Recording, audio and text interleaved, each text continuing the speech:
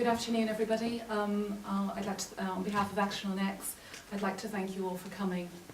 My name is Sinead Kennedy, and I'm going to be chairing this afternoon's press conference, which has a number of MEPs from right across the European Union who have come here today to state their opposition to one of, I suppose, one of the most disturbing aspects of the government's proposed legislation, which involves the continued criminalisation of abortion in Ireland.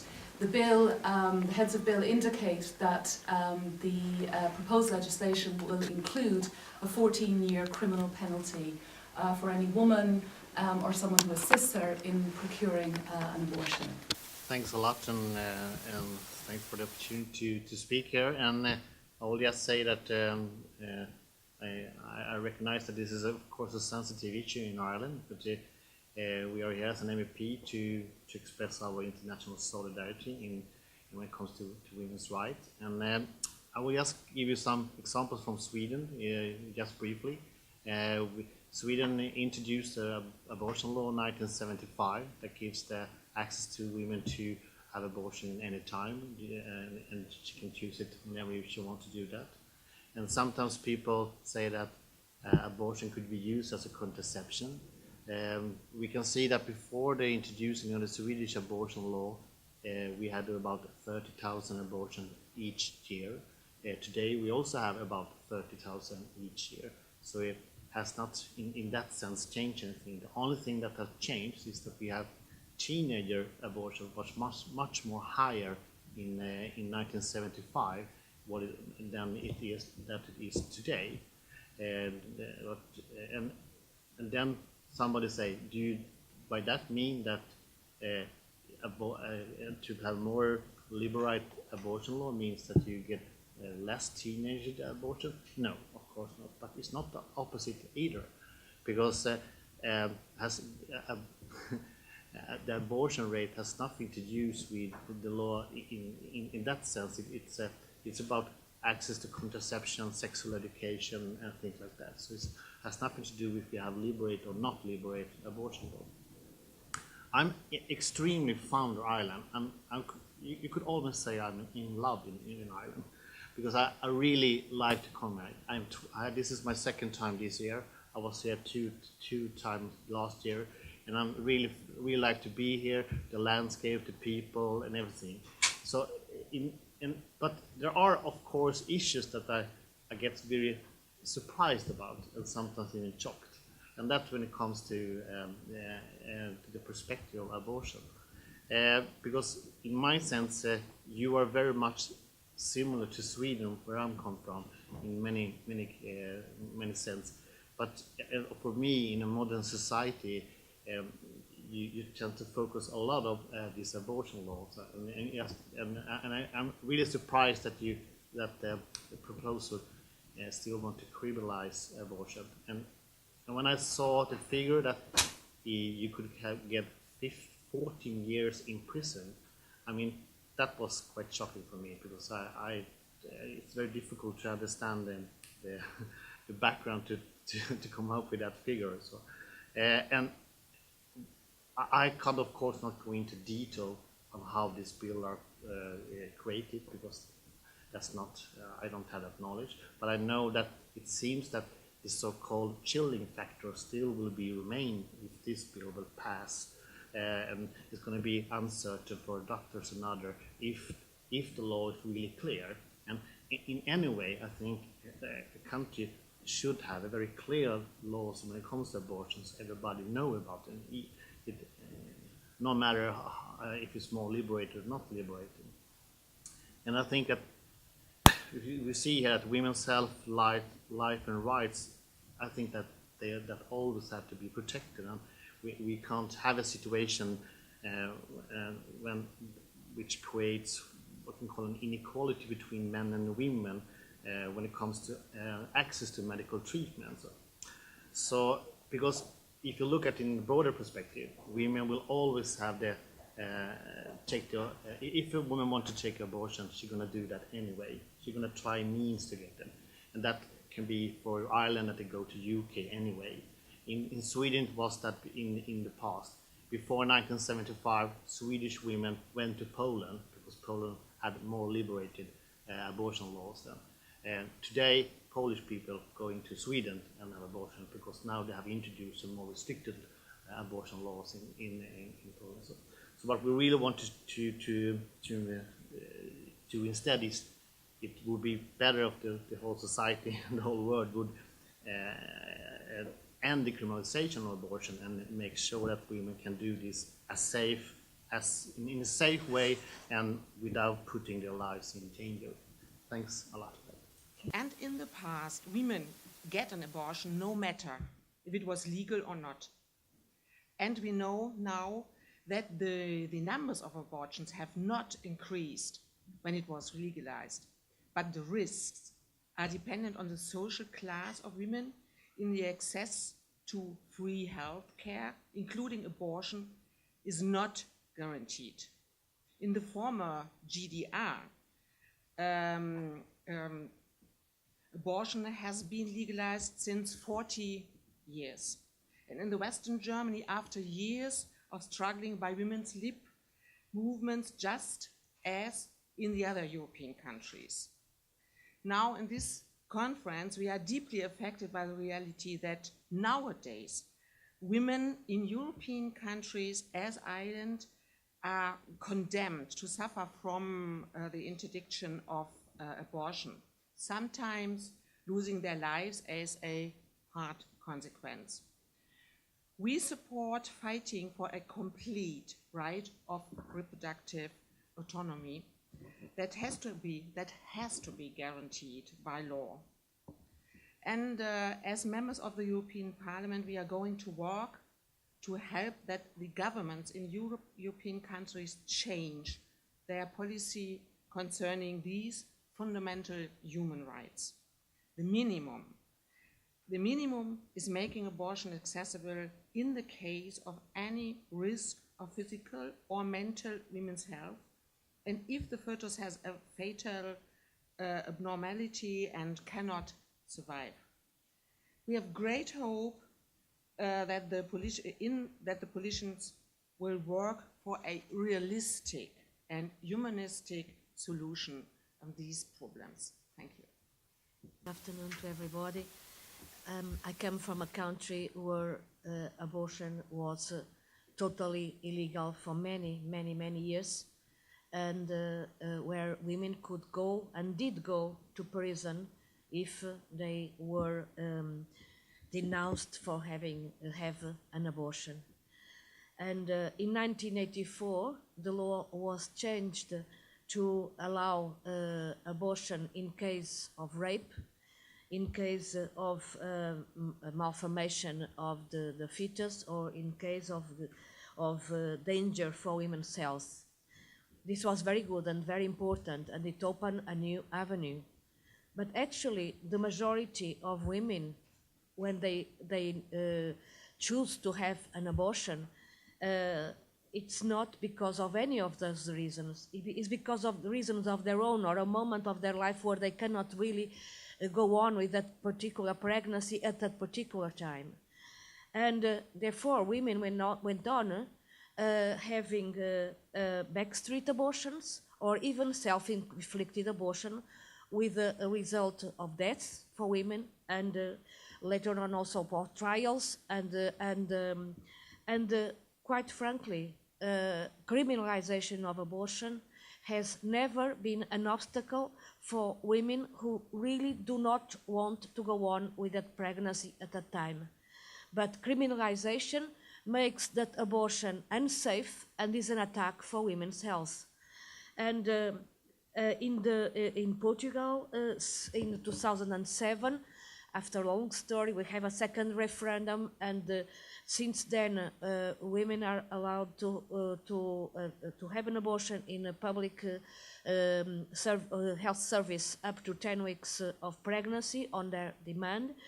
The number of abortions have gone down very significantly, especially amongst young women, and it's easy to understand why. If a woman can go legally to a public health institution, she may have family planning advice afterwards. She's well treated in healthcare, and therefore it's probably less chances that she will have to undergo an abortion later on.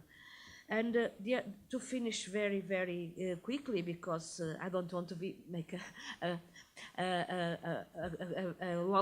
long speech.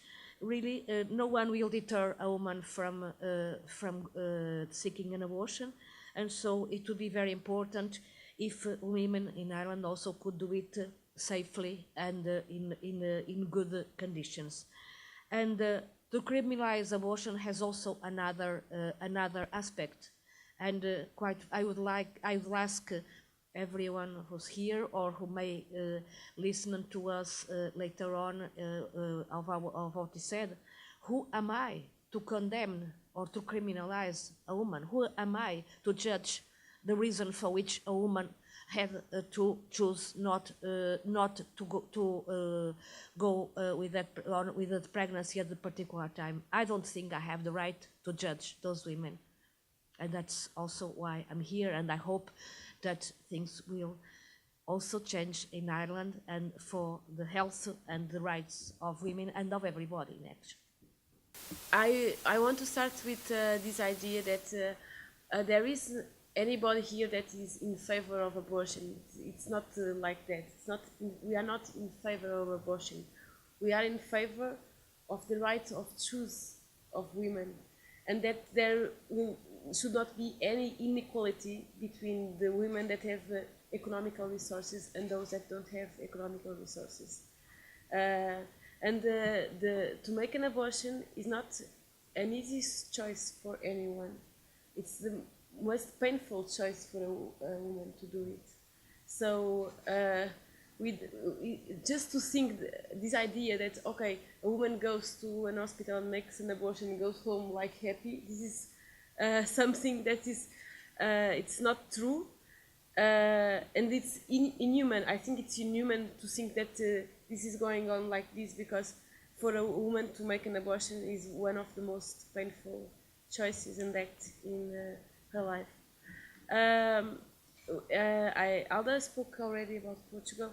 I just want to say that we had a very similar situation in Portugal, because before the decriminalization of abortion, and it's just not the decriminalization of abortion, because one thing is decriminalization, another thing is create conditions to make abortions in public services and with conditions. They have to do different things. But before this, a lot of women, they went to Spain to make abortions in Spain, in the private clinics. It was a business for these private clinics in Spain. And we know that sometimes the same groups that were against the abortion in Portugal, the women in their families, they went to these clinics, and those that they don't have money to go to Spain, they do abortion in Portugal in very awful conditions, as already told. But I think that, for instance, our law, it's not just the question of the access to make an abortion in public health service and with good conditions. The law says that all the women should have a psychologist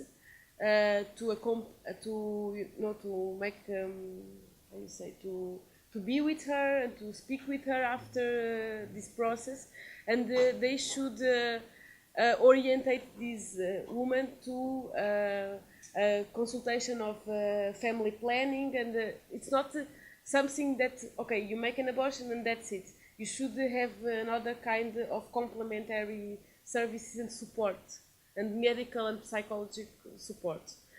And another thing that is very important is that the right to abortion now in Portugal is universal and free for everyone. it means that you don't have to pay any taxes. Even the taxes that you have to pay when you go to the urgencies, you don't have to pay it now. But there is with this issue of the crisis and austerity measures and the Troika intervention, the more conservative forces are trying to say, no. We are in a big crisis, so we will not pay for this woman that wants to make abortion. So they want to, they want to attack this right by introducing taxes in the public health services. So we are fully against this, because one of the best things of the law is that there is no differences between women that have more or less economical resources. And the other thing is that they want also to, because our law says that when a woman makes an abortion, she has the right to have a license of 30 days without work, means to recover of this process, not just in a physical but also in psychological conditions. And they want also to attack this part of the law, saying, no, this is a very high cost for our country. Maybe that she should go to work in the day after of this intervention. But so it means that, okay, we have won this very hard battle, but we should be vigilant, because they want to attack this right, and it's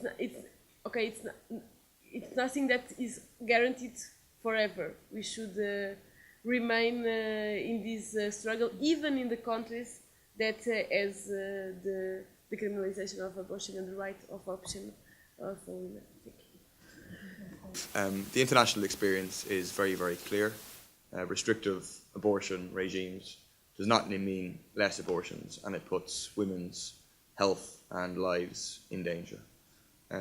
It took Savita Halappanavar's death and the mobilization of young women, older women, working class people, people in general, to force a government to finally come up with something in response to a judgment of 21 years ago.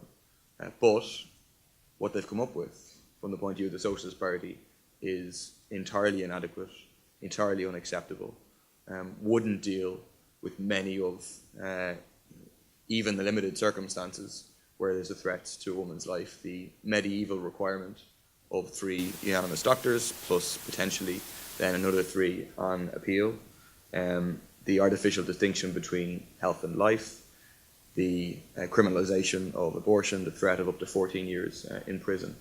It shows that what we have with the heads of bill, with the legislation proposed so far, is not a reflection of public opinion, which has moved on significantly, but is a pandering to the reactionary elements within Fine Gael. And the people who mobilised after the death of Savita Halappanavar, the people who fought for the right for a less restrictive abortion regime in this country, need to consider now what's going to happen.